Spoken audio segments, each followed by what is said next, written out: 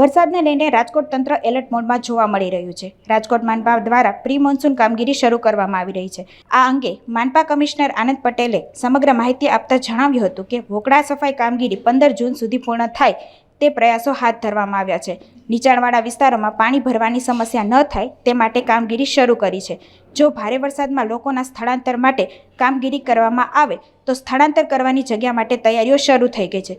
સતત ફોલોઅપ લેવામાં આવી રહ્યું છે. 15 જૂન સુધીમાં કામગીરી પૂર્ણ થાય તેવા અમારા પ્રયાસો કરવામાં આવી રહ્યા છે. આ પ્રી મોન્સૂન કામગીરી છે, એમાં અલગ અલગ વિભાગોની અલગ અલગ કામગીરી રહેતી હોય છે અને એ પ્રમાણેની કામગીરી તમામ વિભાગો દ્વારા ચાલુ કરવામાં આવેલી છે.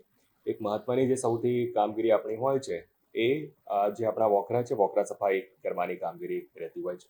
વોકરા સફાઈની આ જે કામગીરી છે એ ઓલરેડી ચાલુ કરી દેવામાં આવેલી છે અને 15 જૂન સુધીમાં તમામ વોકરાઓની સફાઈ થઈ જાય એ પ્રકારેનું આપણે એન્શ્યોર એમાં કરવા માંગીએ છીએ.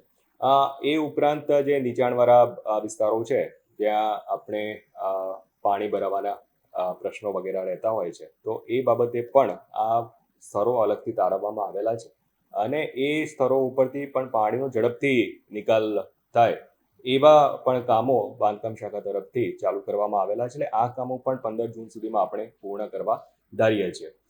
સાથે સાથે જે નીચાણવાળા વિસ્તારો છે એ નીચાણવાળા વિસ્તારોમાં જો હેવી રેનફોલ થાય તો હેવી રેનફોલની સંભાવનાઓમાં જ્યારે આપણે કોઈને સ્થળાંતર વગેરે કરવાનું થતું હોય તો એ સ્થળાંતર માટેની જગ્યાઓનું આઈડેન્ટિફિકેશન અને એ જગ્યાઓમાં જે પણ નાની મોટી સુવિધાઓ એટલે કે ટોયલેટની સુવિધા હોય, ઇલેક્ટ્રિસિટીની સુવિધાની બાબત હોય, એનું નાનું મોટું મેન્ટેનન્સની બાબત હોય તો એ બાબતો પણ 15 જૂન સુધીમાં પૂર્ણ થાય એ પ્રકારની આપણે કાર્યવાહી સુનિશ્ચિત કરી છે. અને સાથે સાથે મેડિકલની ટીમ વગેરે પણ એમની પાસેનો જે દવાઓનો ઉપલબ્ધ જથ્થો હોય, જે દવાઓ મેળવવાની થતી હોય તો એ પણ 15 જૂન સુધીમાં કાર્યવાહી પૂર્ણ એમના તરફથી કરી લેવામાં આવે એ સૂચનાઓ પણ આપવામાં આવેલી છે. સાથે સાથે આંગણવાડી છે, શાળાઓ છે, એમાં પણ એક વખતે ચકાસણી કરી કોઈ ખુલ્લા વીજ વાયરો વગેરે ન હોય.